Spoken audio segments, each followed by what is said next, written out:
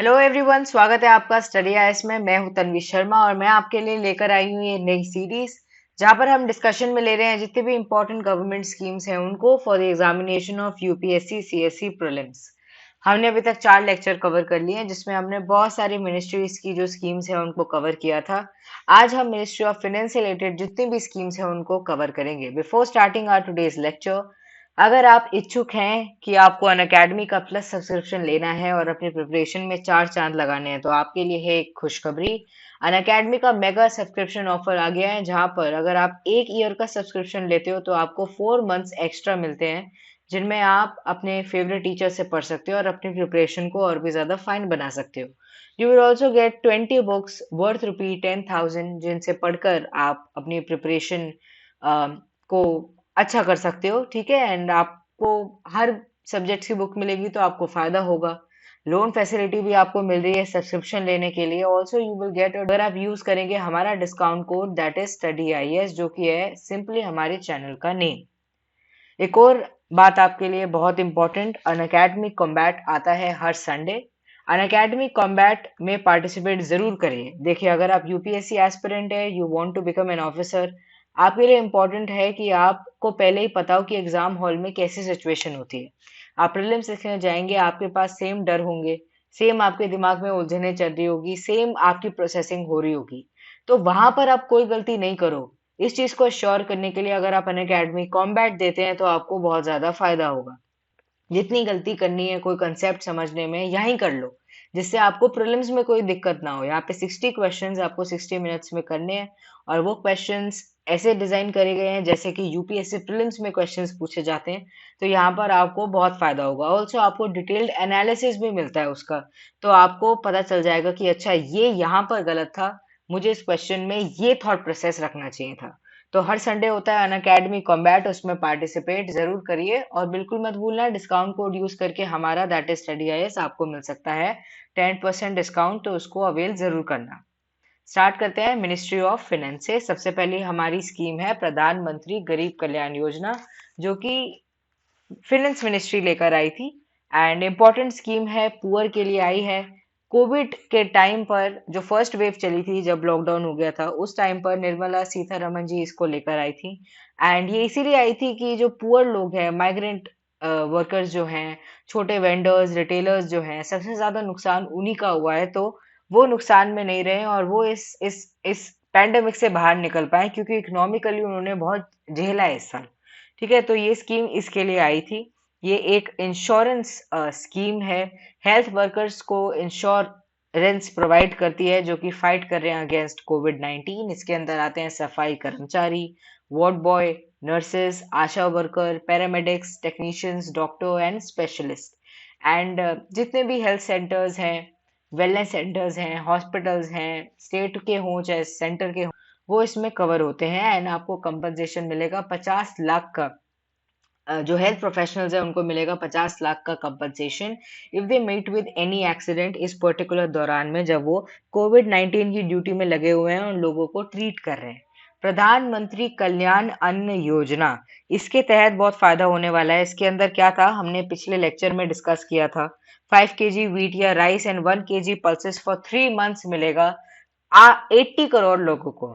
ठीक है, तो ये 2020 में आया था, उस समय ये प्रोविजन था कि 3 मंथ्स के लिए इसको एक्सटेंड किया जाएगा एंड 80 करोड़ लोगों को इसका फायदा होगा। फार्मर्स को भी मिलेगा फायदा। ठीक है, and a total of 20.40 crore under PM Jan Dhan Yojana women account holders will be given as extra gratia ex gratia of ₹500 per month for 3 months. तो यानी जितने भी जो प्रधानमंत्री जनधन योजना वाले अकाउंट होल्डर्स हैं, जिनकी वुमेन हेड हैं, उनको 500 रुपए मिलेंगे per month for 3 months as particular series. ठीक है, क्योंकि 3 मंथ्स की यहाँ पर बात करी जा रही है। ऑल्सो प्रधानमंत्री गरीब कल्याण योजना उज्ज्वला, उज्ज्वला स्कीम किससे रिलेटेड थी, it was related to gas cylinders.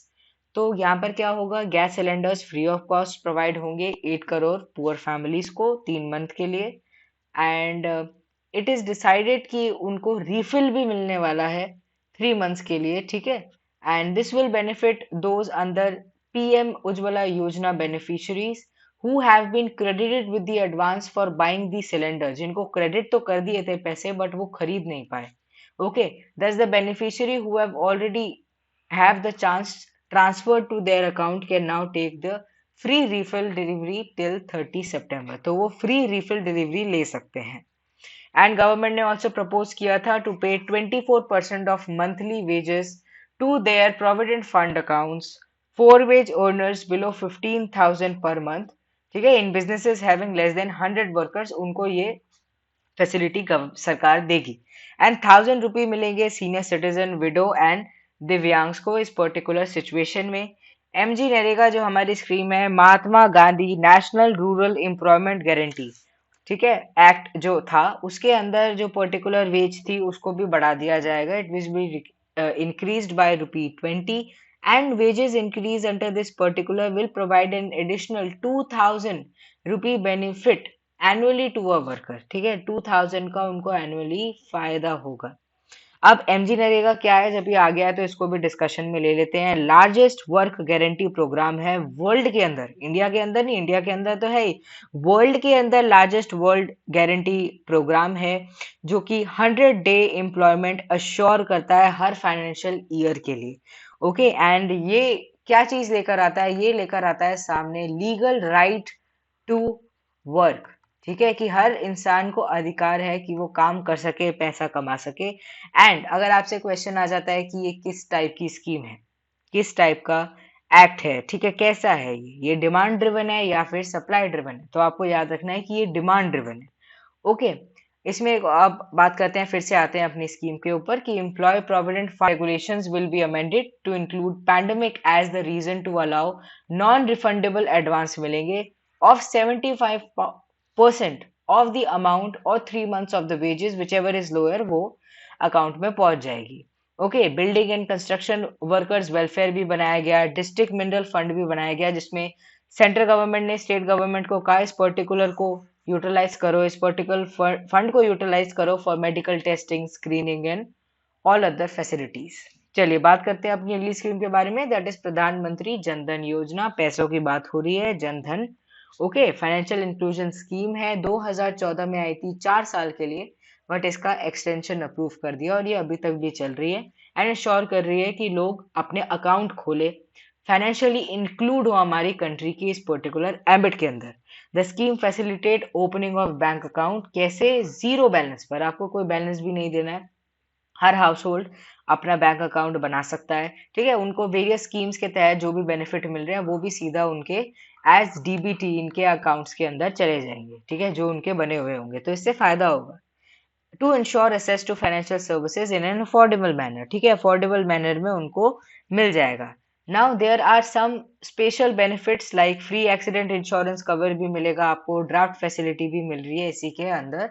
First phase में ये था कि हमें बैंक अकाउंट को ओपन करना है and RuPay debit card with inbuilt accident insurance cover of 1 lakh लोगों को प्रोवाइड करना है. सेकेंड फेज में ये था कि हमें माइक्रो इंश्योरेंसेस लोगों को प्रोवाइड करने हैं, पेंशन स्कीम देनी है, अनऑर्गेनाइज सेक्टर तक पहुंचवानी है, अनऑर्गेनाइज सेक्टर वर्कर्स तक पहुंचवानी है थ्रू बिजनेस कॉरेस्पॉन्डेंट. ठीक है, गवर्नमेंट ने डिसाइड किया to provide facility of opening zero balance account, हर हाउस होल्ड का जो एडल्ट है वो बना सकता है.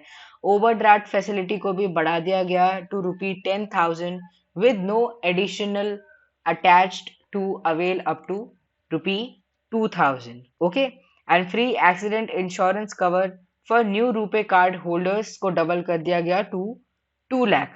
अपर limit for availing the overdraft facility है 65 ईयर्स, अब पहले वो 60 ईयर्स थी. एक और चीज आप याद रखना, प्रधानमंत्री जन धन योजना के तहत जो भी अकाउंट बनते हैं, काफी लोग आपने बीच में सुना भी होगा, न्यूज में भी आया था कि फेक अकाउंट्स बन रहे हैं, लोग बना के छोड़ देते हैं.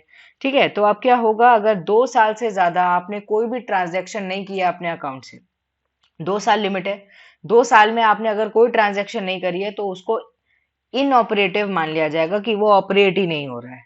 ठीक है, तो यहाँ पर ये होने वाला है.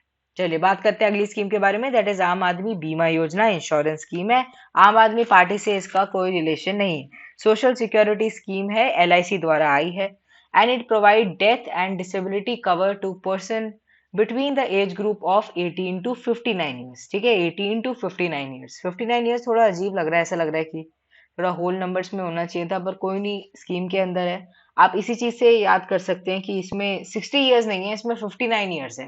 कितना अजीब है। ठीक है, तो यहाँ पे 18 टू 59 ईयर्स तक का एज का एम्बिट है।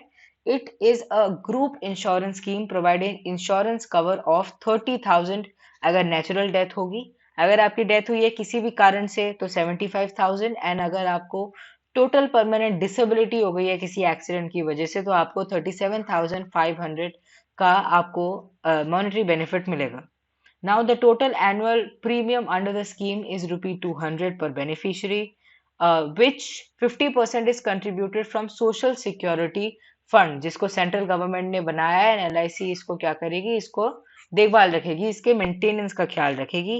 एंड जो बैलेंस होगा वो कंट्रीब्यूट किया जाएगा state government nodal agencies and insurance के द्वारा। बात करते हैं अगली स्कीम के बारे में, दैट इज प्रधानमंत्री सुरक्षा बीमा योजना। इसमें भी बीमा की बात कर रहे हैं, इंश्योरेंस की बात कर रहे हैं, एक्सीडेंटल इंश्योरेंस की बात कर रहे हैं। At affordable premium of rupee 12 per year, the coverage available will be rupee 2 lakh for accidental death और परमानेंट टोटल डिसेबिलिटी, दोनों के लिए 2 लाख है। पर 1 लाख है अगर आपका परमानेंट पार्शियल डिसेबिलिटी हो जाती है किसी अनफॉर्चुनेट रीजन से। The scheme will be available to the people of age limit 18 to 70 years, 70 years age limit है, with a saving bank account. मतलब इसके लिए जरूरी है कि आपका एक बैंक अकाउंट होना चाहिए। Who give their consent to join and enable auto debit on an annual renewable basis. ठीक है, जो उनको ऑटो डेबिट होता रहे। It is offered by public sector general insurance companies और any other general insurance company जो कि will कर रहे हैं सिमिलर टर्म्स पे वर्क करने के लिए। चलिए बात करते हैं अगली स्कीम के बारे में, दैट इज प्रधानमंत्री जीवन ज्योति बीमा। ये भी इंश्योरेंस है, इसके लिए भी बैंक अकाउंट का होना बहुत ज्यादा जरूरी है। कवर करती है डेथ को due to any reason and is available to people जो कि 18 से 50 साल के बीच में है। And life cover up to an age of 55 years यहाँ पर मिल जाता है। Okay, and life cover of 2 lakh is available for 1 year period at a premium of ₹330 per annum per member and is renewable every year. ठीक है, हर साल ये renew होता है। एलआईसी इसको एडमिनिस्टर करती है and other Indian private life insurance companies भी इसमें इंक्लूडेड हैं। A person can join this particular scheme with one insurance company with one bank account only. ठीक है, ऐसा नहीं है कि आप बहुत सारों के साथ लिंक करो।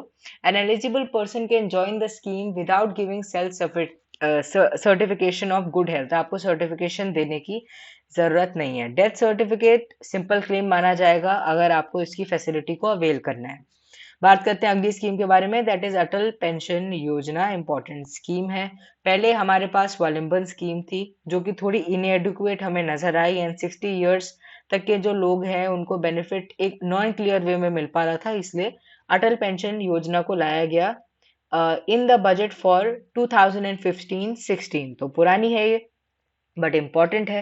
एंड एनरोलमेंट अंडर स्वावलंबन जो पहले हुआ था, वो जो उनके जो बेनिफिशरीज थे, जो सब्सक्राइबर थे, उनको डायरेक्टली ऑटोमेटिकली ट्रांसफर कर दिया गया अटल पेंशन योजना के अंदर। इसके अंदर क्या होगा, जो सब्सक्राइबर हैं उन्हें मिलेगा fixed pension ranging from 1000 to 5000 per month, जिन्होंने अटेन कर लिए 60 years, depending on their contribution कि कितना वो कंट्रीब्यूट कर रहे हैं। ठीक है, मेन इनका फोकस है अनऑर्गेनाइज सेक्टर पर। ठीक है, जो ज्वाइन कर लेते हैं नेशनल पेंशन स्कीम को, administered by PFRDA, that is pension fund regulatory and development authority. It is to open bank account holders who are not members of any statutory social security scheme. आप किसी statutory social security का part नहीं है तो आपको इसके तहत वायदा मिल सकता है। मेन टारगेट इसका अनऑर्गेनाइज सेक्टर है। And age of joining APY is 18 to 40। ठीक है, 40 ईयर से अगर आप ज्यादा हो तो आप इसमें ज्वाइन नहीं कर सकते। एंड मिनिमम कंट्रीब्यूशन पीरियड है 20 ईयर्स और मोर। इसका सेंट्रल गवर्नमेंट कंट्रीब्यूट करेंगे 50% ऑफ द सब्सक्राइबर्स कंट्रीब्यूशन और ₹1000 per annum which is lower. ठीक है, जो भी इससे कम होगा for a period of 5 years up to 2020, ये इसके अंदर प्रोविजंस थे।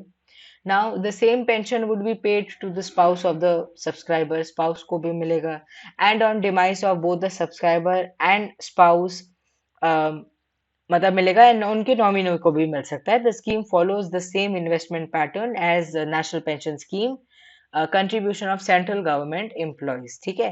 And banks, postal department, also ENPS platform, electronic national pension services platform जो है, उनके तहत इसको प्रोवाइड किया जाएगा। इसके अंदर गवर्नमेंट सेक्टर की अगर हम बात करते हैं तो central government, central autonomous bodies, employees, ये सब इंक्लूड होते हैं except the armed forces. Armed forces इसमें नहीं आती है। State government, state autonomous body employees भी आते हैं। प्राइवेट सेक्टर की अगर हम बात करें तो corporate and all citizen of India इसमें इंक्लूडेड है। अब अपने नेशनल पेंशन स्कीम के बारे में बात करी तो और देख लेते हैं। ये एक पेंशन कम इन्वेस्टमेंट स्कीम है जो कि प्रोवाइड होती है ओल्ड एज पीपल को, जो कि वृद्ध हो चुके हैं लोग उनको, and any individual citizen of India, resident हो चाहे नॉन रेजिडेंट हो, और उसकी एज 18 to 65 के बीच में लाई करती हो, वो एनपीएस को ज्वाइन कर सकते हैं। और इसको भी रेगुलेट करती है PFRDA। And different sectors covered under the scheme are classified into two, वही है गवर्नमेंट एंड प्राइवेट। गवर्नमेंट में central government employ, central autonomous bodies, state government, state autonomous bodies के एम्प्लॉय इंक्लूड होते हैं। वेयर प्राइवेट सेक्टर में corporates adopting national pension scheme architecture and all citizen of India are included. The employees of various sectors contribute towards pension from monthly salary along with matching contribution from the employer. Okay, ये चीज important नहीं है आपके लिए, ये चीज important है जो कि रिसेंट डेवलपमेंट इस पर्टिकुलर स्कीम के अंदर हुई है कि PFRDA ने अब अलाउ कर दिया ओवरसीज सिटीजन ऑफ इंडिया, जो OCIs होते हैं, उनको भी अलाउ कर दिया है कि वो भी एनरोल कर सकते हैं नेशनल पेंशन स्कीम के अंदर at par with the non resident Indians, ठीक है। तो ये चीज आपके लिए इंपॉर्टेंट थी। चलिए बात करते हैं अगले स्कीम के बारे में, दैट इज वरिष्ठ पेंशन बीमा योजना। ये भी जो 60 ईयर्स से जो ऊपर के लोग हैं उनके लिए एक स्कीम है, एंड इसके अंदर आपको लमसम अमाउंट मिलता है guaranteed at the rate of 9% per annum. Any gap in the guaranteed return over the return generated by LIC on the fund को कौन कंपनसेट करेगा? कंपनसेट करेगी गवर्नमेंट ऑफ इंडिया। यानी अगर आपको नहीं भी मिलता है तो government of India is there to compensate that by the way of subsidy payment in the scheme. The scheme allows withdrawal of deposit amount by the annuitant after 15 years of purchase of the policy। यानी जब भी आपने लिया है, suppose आपकी as है 62, ठीक है, तो 62 आपको 77 ईयर्स तक के मिलेगा, ठीक है। The scheme allows withdrawal of deposit amount by the annuitant after 15 years, हाँ 77 ईयर्स के बाद आपको ये मिल सकता है। The scheme is administered through LIC। चलिए बात करते हैं अगली स्कीम के बारे में जो कि काफी फेमस स्कीम है, 2019 में काफी ज्यादा फेमस थी, प्रधानमंत्री वय वंदना योजना। ये भी ओल्ड एज के जो लोग होते हैं उनकी पेंशन से रिलेट करती है, 60 ईयर्स और अबव के लिए है। एंड द यूनियन गवर्नमेंट ने रिसेंटली इसको एक्सटेंड कर दिया है 2023 के तक के लिए, ठीक है। 3 इयर्स बियॉन्ड 31 मार्च 2020 इसको कर दिया था। The scheme provide initially an assured rate of return of 7.40% per annum। हर साल 7.40% का rate of return है for the year of 2020-21 per annum, and therefore उसको रीसेट कर दिया जाएगा हर साल। The investment limit is ₹15 lakh per senior citizen। इसके अंदर और भी बहुत सारे प्रोविजंस हैं जिनको आप पढ़ सकते हैं, बट आपको स्पेसिफिकली याद रखना है कि ये 60 इयर्स और अबव के जो लोग हैं उनके पेंशन के लिए स्कीम पर्टिकुलरली आई है, इसकी इम्प्लीमेंटिंग एजेंसी भी LIC है। चलिए बात करते हैं अगली स्कीम के बारे में, दैट इज स्वाभिमान। ये कैंपेन है जो कि एम करता है to provide banking services to the rural areas. हमारे जो रूरल एरियाज हैं अभी भी वहाँ पे फाइनेंशियल इंक्लूजन की रिक्वायरमेंट है क्योंकि वहाँ पर बैंकिंग फैसिलिटीज नहीं है, एंड बैंकिंग फैसिलिटीज कहीं ना कहीं लिंक्ड हैं आपकी इंटरनेट कनेक्टिविटी भी। तो वहाँ पे पूरा डिजिटल इंफ्रास्ट्रक्चर जब तक अच्छे से डेवलप नहीं होगा वहाँ पर फॉर्म नहीं हो पाएगा। बट यहाँ पर हम स्पेसिफिकली बैंकिंग सर्विसेज के बारे में बात कर रहे हैं। It is incorporated by ministry of finance and Indian bank association IBA to bring banking within the masses of the Indian population. Okay. इसके बारे में बस इतना ही आपको याद रखना है। अब बात करते हैं अगली स्कीम के बारे में, दैट इज प्रधानमंत्री मुद्रा योजना। इम्पोर्टेंट स्कीम है। मुद्रा अ, योजना के तहत लोगों को लोन फैसिलिटी प्रोवाइड करने की बात कर रहे हैं। ठीक है, किन लोगों को? जो कि पुअर हैं या स्मॉल फ्लेजिंग बिजनेस पर्सन्स हैं या फिर छोटा कोई स्टार्टअप उनका फॉर्म हो रहा है। ठीक है, वो सब इसमें इंक्लूडेड है। It is a scheme which is extended which extend collateral free loans. ठीक है, आपको कोई कोलेटरल नहीं रखना है। कोलेटरल यानी जैसे कभी कभार लोग सोना रख के पैसा ले लेते हैं। ठीक है, तो आपको कुछ गिरवी नहीं रखना पड़ रहा है। किनको? बैंक को, एनबीएफसीज को, एनएफआईज को, to small micro businesses, enterprises. ठीक है, individual non in the non agricultural sector, उनको नॉन एग्रीकल्चरल सेक्टर में होना चाहिए, एग्रीकल्चर से रिलेटेड नहीं। क्योंकि एग्रीकल्चर से रिलेटेड पहले ही बहुत सारी स्कीम्स हैं, ये नॉन एग्रीकल्चरल सेक्टर को फोकस करते हैं। यहाँ पे मुद्रा बनाया गया है। ठीक है, जो कि पर्टिकुलरली इस स्कीम को इम्प्लीमेंट करेगी, देखेगी। इसका फुल फॉर्म है micro units development and refinance agency limited.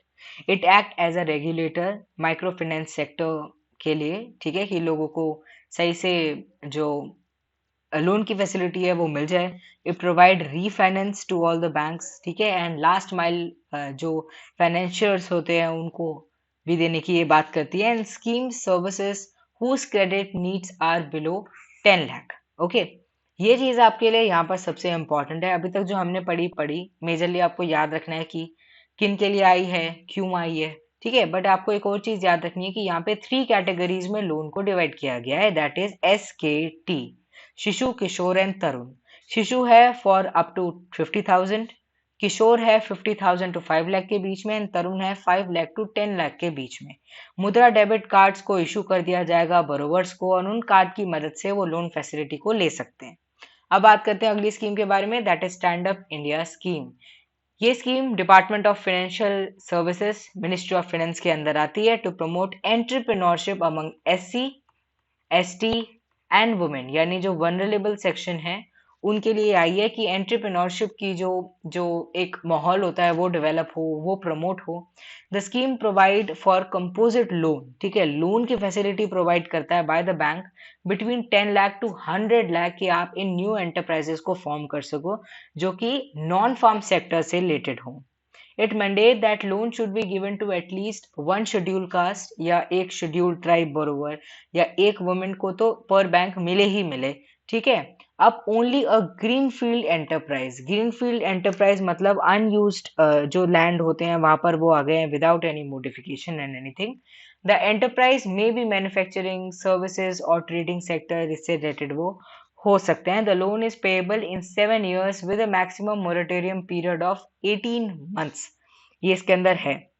अब ये जो पर्टिकुलर स्कीम है इसको एक्सटेंड कर दिया था with the 15th finance commission period 2025 तक इसको एक्सटेंड कर दिया।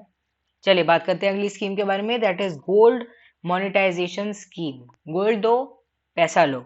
It is a gold saving account which will earn interest for the gold that you deposit in it. ठीक है, आप जितना गोल्ड डिपॉजिट करोगे आपको पैसा मिलेगा। डिपॉजिटेड गोल्ड किसी भी फॉर्म में हो सकता है, ज्वेलरी, कॉइन या बार के फॉर्म में।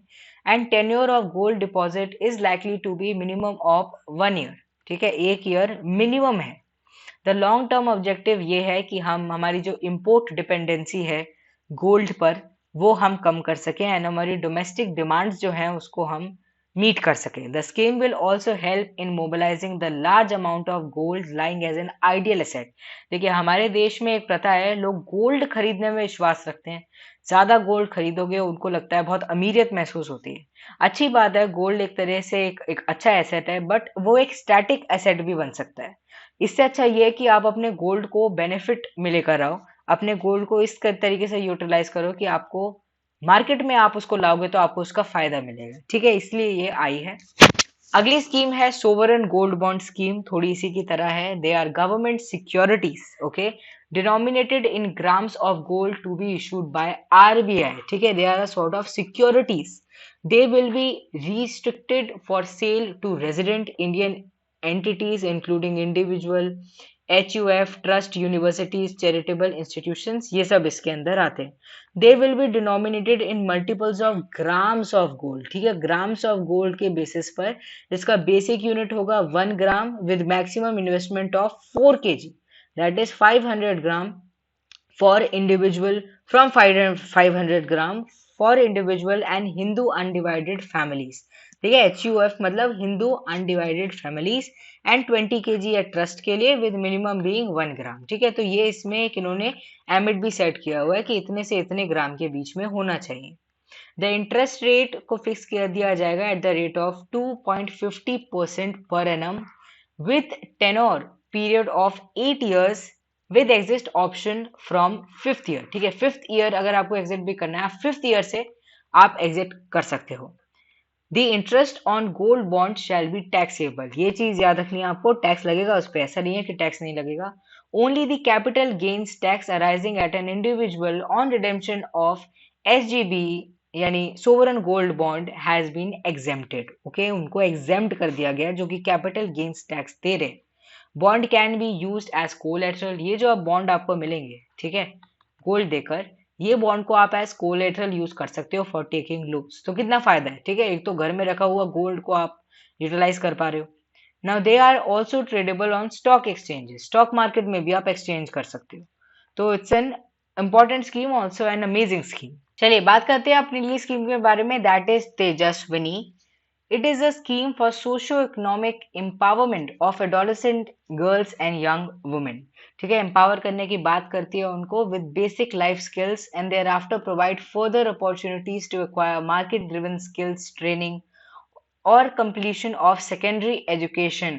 तो जो लड़कियां होती हैं उनकी, जो एडोलेसेंस गर्ल्स होती हैं या यंग वुमेन होती हैं, उनकी स्किल को बढ़ाने की बात कर रहे हैं ये, एंड ऑल्सो उनकी सेकेंडरी एजुकेशन की कंप्लीशन को एक तरह से रेस करने की बात कर रहे हैं. इट हैज़ 3 मेन कंपोनेंट्स की, पहले तो expanding social, educational and economic opportunity, second improve livelihood opportunity, and third strengthen women participation in local governance. Okay, Indian government ने साइन किया है financing agreement with world bank for funding this particular scheme. अब थोड़ा सा और discussion में ले लेते हैं. प्रधानमंत्री सुरक्षा बीमा योजना 18 to 70 years, risk coverage 2 lakh का for accidental death and permanent total disability 1 lakh था for permanent partial disability, and premium जो है वो था ऑफ ₹12 पर एनम. प्रधानमंत्री जीवन ज्योति में 18 to 50 ईयर्स है. ठीक है, ये इस केवल इसलिए जिससे आप इजीली समझ पाए कि अच्छा ये है, ये है, ये इसमें डिफरेंस है. ठीक है, क्योंकि स्कीम्स जो बीमा से रिलेटेड हैं वो काफी सारा ऐसी हैं जो कि एक जैसी सी लगती है. लाइफ कवर यहाँ पे मिलने वाला है 2 लाख का कवरेज फॉर डेथ के लिए and ₹330 per annum per member, renewable every year. ठीक है, it is renewed every year. Atal pension योजना 18 to 40 ईयर्स के लिए फिक्स कर दिया था 1000 to 5000 पर मंथ 60 ईयर्स की एज के लिए depending on their contribution. And premium इसमें सेंट्रल गवर्नमेंट का एंड वेरी करता है, कंट्रीब्यूट करता है 50% ऑफ द सब्सक्राइबर्स कंट्रीब्यूशन या फिर 1000 per annum which ever lower for a period of 5 years और अप टू 2020. वरिष्ठ पेंशन बीमा योजना 60 ईयर्स और अबव के लिए है. Beneficiary can invest any amount in this. प्रधानमंत्री वाया वंदना भी 60 ईयर्स एंड अबव के लिए है, बट यहाँ पर 8% per annum for 10 years on the investment made मिलने वाला है. एंड इन्वेस्टमेंट लिमिट इसमें है 15 लाख पर सीनियर सिटीजन. चलिए रिवाइज कर लिया है आप. अब बात करते हैं अगली स्कीम के बारे में, that is KCC to fisherman and cattle owner. Union budget 2018-19 के अंदर एक्सपैंड किया गया था scope of Kisan credit card to fisherman and cattle owners. तो आपसे ये क्वेश्चन आ सकता है कि Kisan credit cards are only circulated between the farmers. तो ये बिल्कुल गलत है. ओनली, पहले तो ओनली थोड़ा डाउटफुल लगता है, बट ऐसा नहीं है, पहले ये सही बात थी. अब क्या है, अब fisherman as well as cattle owners इसके अंदर आ गए हैं. Extended KCC is particularly relevant as a coverage of institutional credit delivery in these sector. Okay, scheme will benefit the credit staffed emerging entrepreneurs in the area of open sea and coastal cage farming. ठीक है, open sea and coastal cage farming से related जितने भी जो fishermen हैं उनको भी फायदा होगा.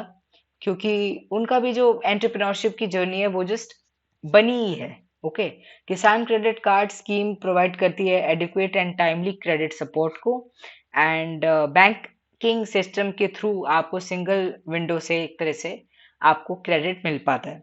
It deploys simplified procedure to give credit to the farmers for their contribution and other needs such as कोई शॉर्ट टर्म क्रेडिट रिक्वायरमेंट है, अगर उनको कोई भी अपनी खेती करनी है उसके लिए, या पोस्ट हार्वेस्ट उन्हें कोई एक्सपेंस की जरूरत है, मार्केटिंग के लिए लोन चाहिए, consumption requirement of farmer house hold, ठीक है, कंजम्पशन के लिए भी, ऐसा नहीं कि सिर्फ वर्क रिलेटेड है, working capital for maintenance of farm asset, activities allied to architecture, investment credit requirement for agriculture and allied activities. ये जो केसीसी स्कीम है also provide facility of ATM enabled RuPay card, one time documentation, building cost escalation in the limit and any number of withdrawal within the limit।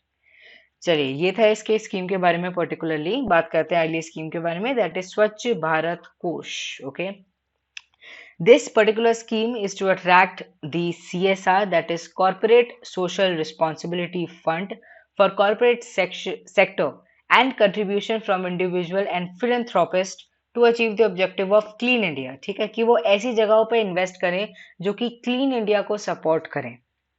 चलिए बात करते हैं एक important initiative के बारे में, दैट इज गूगल टैक्स। ये बहुत इंपॉर्टेंट है आपके एग्जाम पर्सपेक्टिव से। गूगल टैक्स इसका नाम है, इसका मतलब ये नहीं है कि खाली गूगल पे लगेगा। जितनी भी नॉन रेजिडेंट कंपनीज होती हैं, जैसे कि अमेजोन हो गया, ठीक है, गूगल हो गया, इनके ऊपर ये टैक्स लगने वाला है, क्योंकि इनकी जो जो पेमेंट होती है, जो इनका रेवेन्यू होता है, it exceeds 1 lakh in a financial year. अब ये है क्या? ये एक तरीके का इक्वलाइजेशन लेवी है। आपने अपने फोन को स्क्रॉल करते करते देखा होगा कि बहुत सारी एडवर्टीजमेंट आती रहती हैं, ठीक है, गूगल की आ गई या कभी अमेजोन की आ गई। ये जो एडवर्टीजमेंट्स होती हैं, इनसे ये लोग बहुत सारा पैसा कमाते हैं। ठीक है, इंडिया के अंदर एक बहुत स्ट्रांग बेस है इनका, क्योंकि काफी लोग, इतनी ज्यादा लोग डिजिटली कनेक्टेड हैं, तो ये सब लोग चीजें देखते रहते हैं। तो इसके जो ये अमाउंट जनरेट होता है, जो ये रेवेन्यू जनरेट करते हैं, इसके ऊपर लगता है ये tax. Okay, so this is equalisation levy, and ये एप्लीकेबल नहीं है पेमेंट की that are made to avail certain B2B services, ठीक है, फ्रॉम दिस टेक्नोलॉजी कंपनीज। तो ये आपको याद रखना है। चलिए, this was all for this video. I really hope you enjoyed it. ऐसे ही हम आपके लिए लेक्चर सीरीज लेकर आते रहेंगे। अगली जो हम स्कीम्स कवर करेंगे वो कवर करेंगे which are related to ministry of food से, फूड प्रोसेसिंग से, एंड और भी अलग मिनिस्ट्रीज से। आप ऐसे इन वीडियोस को देखते रहिए एंड अपने एक्यूट छोटे नोट्स बनाते रहिए, जिससे पेपर के पास आपको दिक्कत नहीं हो और आप इजीली इनको रिवाइज कर कर आप जा सकते हैं। ठीक है, गवर्नमेंट स्कीम से हर बारी का है एक क्वेश्चन तो बनता ही है, एक दो क्वेश्चन, तीन चार भी बन जाते हैं, तो आपको इससे बहुत ज्यादा फायदा होगा। Do not forget to hit the like button and tell us कि आपको ये वीडियोस पसंद आ रही है। This was all for this video. Thank you very much.